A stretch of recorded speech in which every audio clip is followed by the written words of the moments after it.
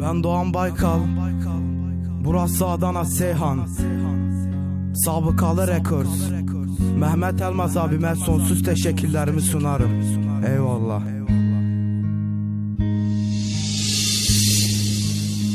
Sakinim, içime kapanık olmaya alıştım. Senden sonra küs oldum, o dört duvarla barıştım.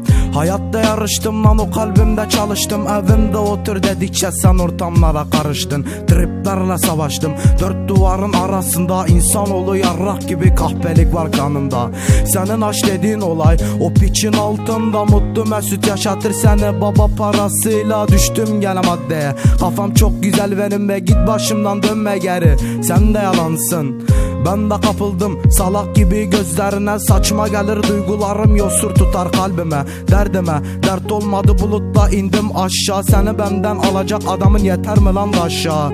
Ağlamak yasak bana, söz verdim ben daima. Anlamadım bu aşkıma, şahit duysun Adana.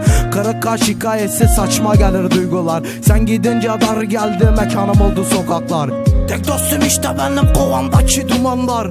Üşürken sarar beni elimdeki çarşaflar. Bir volkandı duygularım, en sonunda patladım. Duy sesimi Allahsız ben zulmüne katlandım. Gel gör halimi lan, bak cigara gibi sarardım. Çektiğimde çileler oldu bana yoldaşım.